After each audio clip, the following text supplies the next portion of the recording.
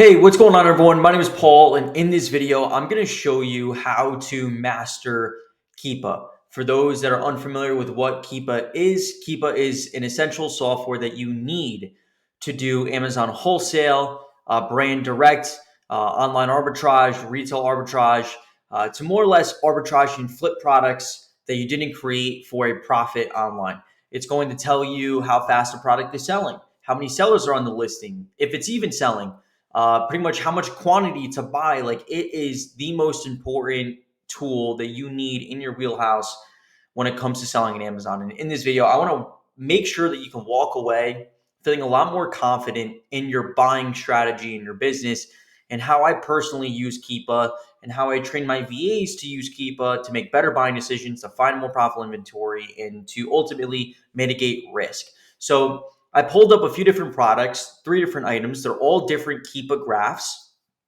And I want to break down these different graphs, things that I look for in the graph, red flags, green flags, and whether or not I would consider buying a product like this if it was at the right price. Now, also, we're going to see some other softwares here. I have AZInsight as well as RevSeller. These are simply just profit calculators that I use in my business to estimate my net profit when I'm going to be selling a product on Amazon. Keepa is going to be this chart right here. Now, there's a lot of data in Keepa, and it might look confusing at first, but it's really not as confusing as it needs to be. What I like to do, especially if you're just starting off, the first thing I would do is I would take off everything and just kind of go one by one to understand what it is. So the first thing is going to be sales rank.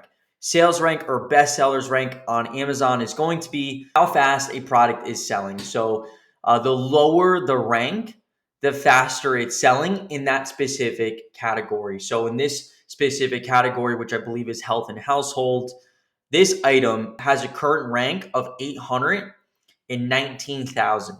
That is a tremendously high rank, and that means that there is essentially 819,000 to 483 products that are selling faster than this item here.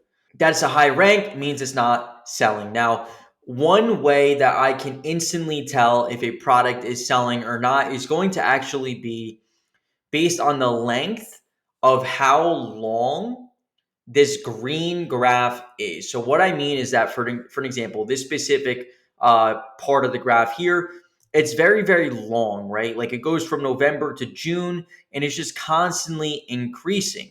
Now, to just quickly compare it against something else, here's another product. If we take a look at this Keepa graph, you can see that there's constant up and down movement of this sales rank. So if we just go side by side here, one is just drastically flat and almost looks like mountains are just being like built, and there's just no sign of a decrease, compared to a product like this where there's constantly fluctuations going up and down that more or less indicate that a product is selling. Now, I like to kind of look at the drops as like a sale. It's not really a sale, but the more drops that I'm seeing, the more consistency in the rank fluctuating, the better. The next thing is going to be the offer count. So the offer count is going to be on this bottom chart here. It's going to be the blue chart. Now, the offer count is pretty much telling you how many current people are selling on Amazon, whether it's FBA or FBA. Pretty much any single person that has a product listed for sale and has inventory in stock for sale on this specific product. So one way that you can indicate if a product is selling is by the offer count decreasing. I'll show you guys what I mean in just a few seconds here. We're going to jump into it, but I don't want to get too far ahead. The next thing is going to be the buy box here. So the buy box is going to essentially be this page here where it's going to show you, who's selling it, ships from, sold by, the refund period, how much they have in stock. And if you were shopping on Amazon, you would either add this to cart or you would buy now. This is considered the buy box. This is where like 70 to 80% of the sales on Amazon happen. The majority of people aren't going to go through, click on other sellers, and then view the other sellers, and then specifically buy from a seller. They just want the best option, which Amazon typically chooses the best option based on shipping time, price, reviews, ratings. Like, they take all these factors into consideration, and they'll put the best seller that they believe in the buy box to make the most sales. So the next thing is going to be Amazon. So on this Keepa graph, we can see there really is no indication of Amazon. Now, if Amazon was on this listing, there would be some type of like orange graph that would show up. So since there hasn't been any orange populating, we can see that Amazon really hasn't been on this listing. So that would be a good thing because we don't need to worry about competing against Amazon. The next thing is going to be new. So for me, I kind of ignore new. I think that really it's just a waste of additional things to look at. More isn't better. I honestly believe when it comes to reading a graph like this, you want to keep it simplified and easy. So I would just remove that. The next thing will be new party FBA. So FBA, these little triangles, are going to indicate FBA sellers. Now, if you're selling on Amazon through the wholesale method, most likely you'll be using FBA as your preferred fulfillment method simply because Amazon rewards people that are using their fulfillment network because shipping times are more consistent. Just fulfillment in general is more consistent compared to having to rely on a seller that can be shipping products from like their house or their own warehouse, where they don't have the infrastructure as Amazon. So they know that for FBA, they make more money off of it and there's more consistency. So they push more sellers into FBA. Now there's money to be made in FBM, and FBM's great. And if you want to look at FBM sellers, just simply click on the FBM. And it's going to show you that on this listing, the seller that's selling it is actually going to be an FBM seller at $49.99. Now, if you are an FBA seller, you could actually be priced anywhere between 5 to 10% higher than the FBM seller and still make sales. So, even though there's FBM on this listing, hypothetically saying if you didn't want to sell it, you could price the product at $53.99 and make sales, or even retain the buy box instead of the FBM seller, even though they have a better price, simply because Amazon prefers FBA sellers. The next thing is going to be list price, eBay new, eBay used. For my personal opinion, I would just leave those things off. Like I said, I like to keep things simple where I can look at less data and make a decision that's relative to what I need to look at on Keepa. The next thing is going to be these category sales ranks. For me personally, it goes back to what I was saying, which in my personal opinion, I think that it's not needed. We have the sales rank up top. I think this data here is just additional data to look at that can honestly be confusing. On the bottom chart, you also have rating and you have review count. Like I said, I like to keep things simple. For me, the only thing I put on is the offer count. That is the only thing that is relative to me. If I want to go look at the ratings, I will go and I'll click on the ratings and take a deeper dive into that specific thing. And I'll show you guys why I prefer to keep the chart on a better chart like this. So let's jump into another product here. Here is going to be another Clorox product. And as we scroll down, we're going to see that if I had all this stuff on, right? If I put all these different things on, it's just Keepa starts to get very, very, very confusing. There's so many different data points, so many different things to look at. And it's just like, whoa. And especially if you're a new seller, it's just too much to look at, too confusing and overwhelming. So we're going to narrow it down and break it down on what we actually need on a Keepa graph that could be considered good. Like I said, review count, delete. Rating, delete. We're just going to have the offer count. Take everything off besides monthly sold. So Amazon will show us how much estimated sales have been going on for the specific product. We're going to take off everything except sales rank, buy box, Amazon, and new third party FBA. That is the only things. This is literally how I look at Keepa every single time and minimize all the different things. And it helps me tremendously make better buying decisions in my business. Now, on this Keepa graph, I want to pull this up because there is a very unique scenario here that is very, very important to understand, that a lot of sellers might kind of miss out on some profitable opportunities simply because they don't know this. So we can see here that there's a period of time that Keepa is not tracking a sales rank from April to February. Now, that does not mean that the product is necessarily not selling. One of the best indications, going back to what I said just a few minutes ago about the offer count, is noticing whether the offer count is increasing or decreasing. Now, to get more granular into that, whenever you see an offer count here that has ebbs and flows, where it's going up and then it starts to go down, it goes up and it goes down, it goes up, it goes down. Like I said, new offer count means that there's a new seller listed on this listing with inventory available for sale, regardless of the fulfillment method. So if the offer count is decreasing, that means that there is less people available for sale for that product. So what could that indicate? That people are selling through their inventory, which then means that even though Keepa hasn't had the ability to track this data for whatever reason, I could tell that from this period that the product was selling, because how would the offer count go from 65 people on this listing down to 49 if inventory wasn't being sold? So now I can instantly tell that this product was in fact selling, and that the Keepa graph is actually fairly consistent for the year based on the offer count going up and down, right? So the offer count went from 46 sellers to 60 sellers down to 58. So people are constantly selling on inventory, bringing in inventory, and then it starts to decrease down to 50. And then it bounces back up, and then it goes back down, and then it bounces back up, and then it goes back down, and it bounces back up, and it goes back down. So we're seeing this consistent theme of inventory comes in, inventory comes out, inventory comes in, inventory comes out. Now, the only reason why more inventory would be coming into the marketplace is if the product is either profitable or people have been selling it and they've been seeing an ROI in their investment, so they're going to repurchase it. So this is a good indication. I like seeing Keepa graphs with offer counts like this. Now, the next thing is going to actually be price. So we want to be able to analyze when, because most of the time, when the offer count is the lowest, the price will be the highest. So more or less, supply and demand.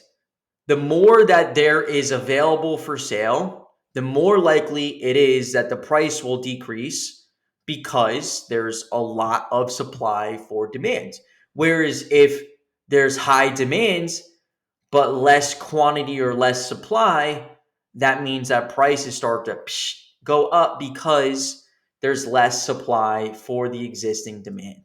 So we'll see in the Keepa graph, traditionally, as offer counts start to decrease, so we can see this went from 64, this product was selling at 22, and now it's at 51, so that's 11 offers less, and it's selling at $1.50 higher, if not $2 higher than it was 6 months ago. And it's because the offer count has gradually decreased, which is a good thing. That means less people are selling the product, it's less competitive, there's more margin to be made, and as we can see, it was selling at $24 consistently. Offer count increased up to 65. Listing got competitive. People were selling at the lowest price it sold in the past year. And then as people sold through, the pricing went back up.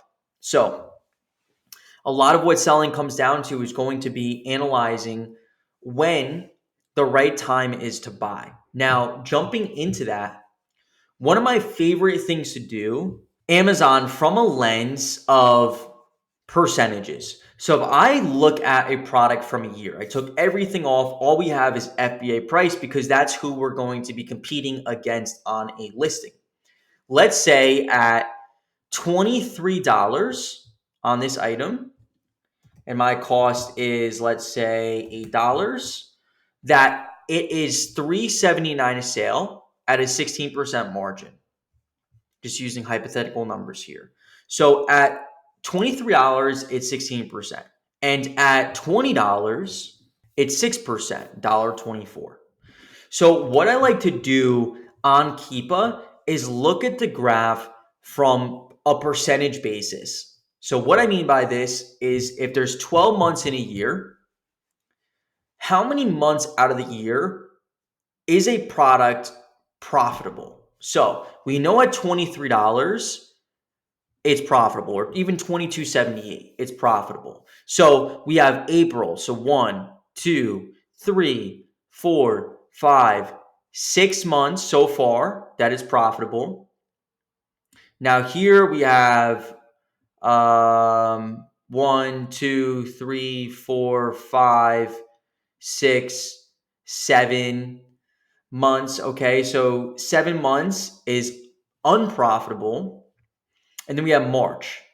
So right there, let's just call it, so 7 divided by 12 is going to be, there's a 60% chance that I could lose money on this product, right? So if we just look at this lens and take it a step back again, what I'm doing is I'm looking at the time period of a year, trying to look at the pricing trends and see how many months out of the year a product would be unprofitable.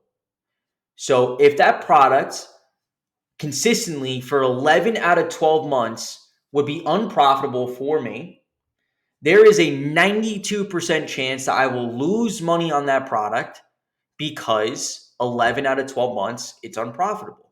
Whereas let's say that 7 out of 12 months you are profitable, there is a 58, 60% chance that you'll make money on that item. So the reason why I like to use this is essentially like a risk versus reward type of scenario.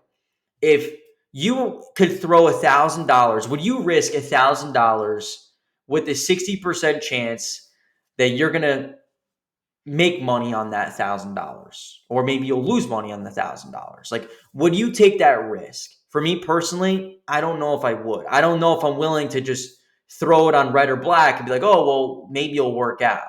I like to invest my money, and I would suggest for you guys to invest your money with more statistics and data and a thought process behind it. So if, let's say, 8 out of 12 months a product is profitable, I know that there is a higher probability that I will make money on the item. There's a 67% chance that I will make money on that product compared to losing money on the product. I'm willing to take that risk. Almost 70% chance I'm going to make money on an item. Yeah, I'll throw some money into it. To me, that's a solid risk versus reward. Whereas if there's a 30% chance you're going to make money on an item, and there's a 70% chance that you're going to lose money on the product based on the pricing, would you guys want to take that risk? Probably not. So start analyzing Keepa from this lens. It's going to help you make better buying decisions in your business. Now, another thing that I try to look for is going to be something that I like to consider the LCP, which is the lowest consistent price. So if we open up this next listing here, we put on buy box, FBA. I like to try to find what I like to consider the lowest consistent price. So if you just found this product today and you're looking at this Keepa graph and it's $17.82, that's what it's just selling at today. And you're like, oh, well, I'm getting this product for $6, or let's just say $5.50, right? It's 15% margin, $2.70 a sale. Like, okay, solid product. Maybe I want to sell this item. And you didn't look at the LCP, or the lowest consistent price, you're making a mistake in your business. So what this means is, on this Keepa graph, what period of time and where is the product actually selling at? So going back to the percentages, we know from essentially at 1565, this product is not profitable. So from November to September, let's base this out even further, right? So the product, it just started selling at a higher price, or it's selling back at $14.99. But let's say that we were looking at that time period here. This kind of proves my point. Selling at $16.84, you just saw the product, price bounced back up. You're like, oh, wow, this product is a solid item. And you're not looking over the longer period of data on the product. We can see that in reality, the lowest consistent price is around this $15 range. $14.97, $15.20, $14.99. So This is the target sell price. This is the lowest consistent price. That's a realistic price of what you can sell the product on Amazon. So going back to the percentages, if there's 1 month where you're making money, or let's say 16.50, we're making money at $1.57, which is even like a low margin. So from November to March, so we have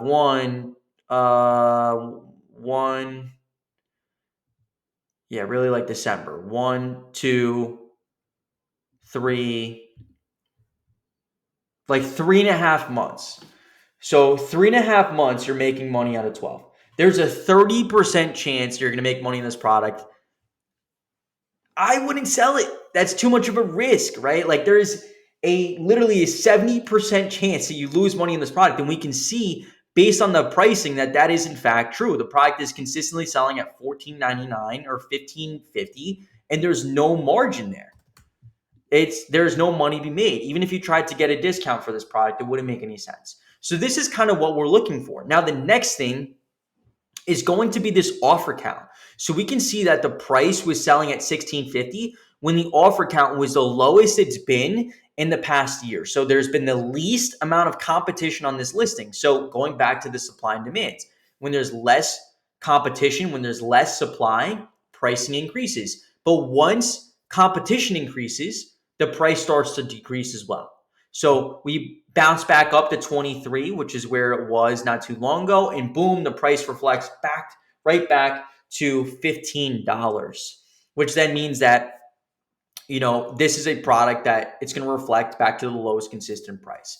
Now, one of the most important things is to understand to try to not buy inventory when the offer count is starting to increase. Instead, you want to try to buy the inventory once you start to see it decrease. So once you start to see it, and I wouldn't recommend buying this product, but I'm using this as an example, right? So we remove the pricing. Imagine we're not even looking at the pricing.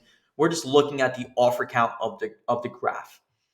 Once we start to see this offer count decrease, meaning people are selling through their inventory, that is when we would want to purchase a profitable product. We do not want to buy the profitable product that we just found when the offer count is at the highest point or it's starting to increase, because what that could mean is that there's going to be a price drop in the near future simply because as competition increases, prices decrease. As competition decreases, prices increase. So we want to be on the side of the equation when we're selling on Amazon, when we're selling products at the highest margin we possibly can. And it all comes down to when are you buying the inventory. So that's crucial. Now that we've kind of gone over the Keepa graphs itself, now let's jump into some other things that they have, which is going to be data.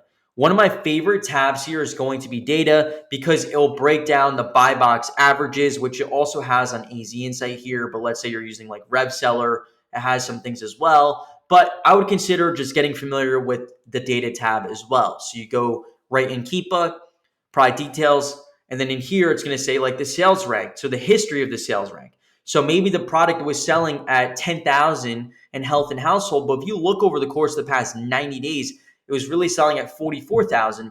If you go and buy inventory and test buy the product based on the current sales rank and not looking at the history of the product, that is a mistake waiting to happen. So we want to look at averages. We want to look at a longer period of data to make decisions in our business and not make decisions based on today.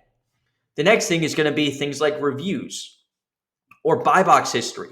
So going back to that lowest consistent price, we can see that the pricing over the course of the past 180 days was $15.82. So we can also take that average to get a better idea of what we could sell that product for. Now, a part of the issue is with these averages is that it's going to take a period of time where that price bounced up to, let's say, $17 on this listing, and it's going to blend it together. So as much as an average could be good, it could also misrepresent the pricing of the product. Let's just say the product price doubled from $15 to $30 for 2 months. The average price might end up being, let's say, $20, which is incorrect because we know that the LCP or the lowest consistent price on this item is actually $15 to $15.50. That's where we need to estimate where we will sell the product for on Amazon. The next thing is going to be the Amazon price. So if Amazon's ever been on the listing, over the course of what period of time, what was their price? So we could see that Amazon was selling at $19, but FBA sellers were selling it at 15, with the $4 difference between the two. So we can instantly tell whether or not Amazon is going to actually be on the listing. Now, Amazon has also been out of stock on this item for 99% of that period of time. So essentially, they haven't carried any inventory over the course of the past 90 days on this item. The next thing is going to be, pricing based on your competitive offers. So things like FBA. If you're selling FBA, what is the averages for the FBA? If you're selling FBM, you can see FBM, as well as the offer count, kind of seeing what that gauge is on the listing. On the left-hand side, it's going to also say things like the UPC of the product, the ASIN, when it started getting tracked by Keepa, the lowest FBA sellers on the listings, stuff like that. So this is a great part of Keepa, but we have one more thing or a few more things that we kind of want to go over. So the next part is going to be buy box statistics here. So buy box statistics, I like to look over a longer period of time, which is going to be, let's say, 180 days. I want to see a well-distributed buy box to make sure that I'm actually going to sell products. And if you're a newer seller, you want to be able to look at other smaller sellers, let's say less than 500 reviews, and see whether or not they're going to get buy box retention on a listing. So we can see that, for an example, Garden State has 34 reviews and they won the buy box for 5% of the time. This seller here, 621, they won the buy box as well, 5%. Another seller, 61 ratings, 2%. So now I'm starting to get an idea, okay, there's 12% of distribution of buy box between three relatively small sellers. I know that if I'm a small seller kind of getting into this game, I could see this data and make a better decision, understanding that I can capture some portion of the buy box. Whereas if you saw that there is tons of very, very large sellers on a listing, even though there are large sellers on this listing, and they're taking up 50, 60, 80% of the buy box, that's automatically a red flag, and I'd recommend to stay away from the item. Now, RGM Group with 35% over the course of 180 days, that is a very large chunk of the buy box. It doesn't mean that you're not going to make sales on the listing, but I would say that this seller does dominate a good portion of this listing. If you came in, you start stealing market share, and their buy box started decreasing, I guarantee you there's going to be a little bit of friction in the pricing on Amazon, simply because they clearly have a large portion of buy box on this listing. The next thing is going to be offers. So offers are going to show you that same type of offer count on the listing as well as their pricing. So beauty for us here, and we can change the period. So let's go 180. So we can see that RGM Group, in what period of time are they stocking in? So they kind of sold through inventory, 127 units. They sold through in about a month and a half, and then they came back in with another inventory replenishment of 180. So they kind of increased their quantity inventory. You can also see their pricing. So they went from $15.19 to $16.49. So there's kind of been some fluctuations. So I like to use this period of this specific tab to understand kind of what sellers are selling inventory and how much quantities are they purchasing, to get an idea of whether or not people are actually selling through their product. Now, it comes back to the offer count here on the price history of the item. We can see that people are in fact selling through inventory. There is a higher portion of offer count on this listing right now. I personally would not buy a product like this, but you could see that there is going to be, sellers selling through. Now, another thing that I love to set up on Keepa is actually going to be this thing, and it took me years to learn this, so please, I would recommend to use something like this, which is going to be close-up view. So close-up view is essentially on the left-hand side of where the pricing is. You will see that the pricing range will change dramatically. So right now we have close-up view off. So now this is going to pretty much shrink the ranges. So now it's going to go from that range to 5, 10, 15, 20. So the reason why we like to set this up is because the pricing looks lower than it actually is. So you can see the differences in pricing on the buy box. So let's use another product as an example here. If I turn off close-up view, we can see how dramatic, right? Like this price looks pretty consistent on this listing. It doesn't look that bad. Once I click close-up view, you'll see how much of a difference the pricing has changed because the range went from 0 to 30 to, you know, 20 to 25 really. So it gives you a way clearer idea of how much of a difference has this price decrease or increase in made, because when you're selling at Amazon through the wholesale method, your traditional profit per unit sold would be like $3 to $4 a unit. That should be your target. So a price decreasing from 25 to 22 is half of the profit gone. Like that's massive. So we want to make sure that we're analyzing that data as well as the rank, right? You'll see that the rank widens a lot more 0 to 2000 compared to going from 600 to 1600. So it really just like zooms in on the period of data that you're looking for, and it'll ultimately help you make better buying decisions in your business.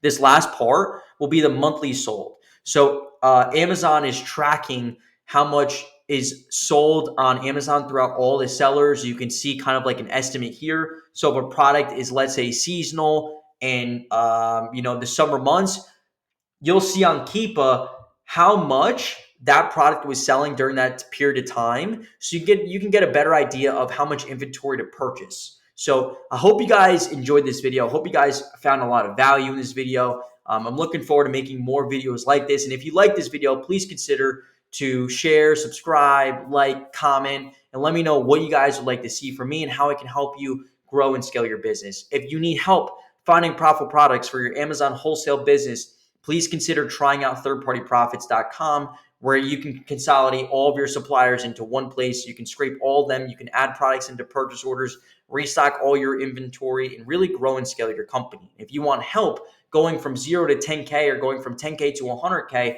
there'll be a link down below where you can get coached by me directly one-on-one, where I can help you get set up with profitable suppliers and make sure that you're starting to buy profitable products to resell on Amazon. So I hope you guys enjoyed this video, and I'll see you guys on the next one.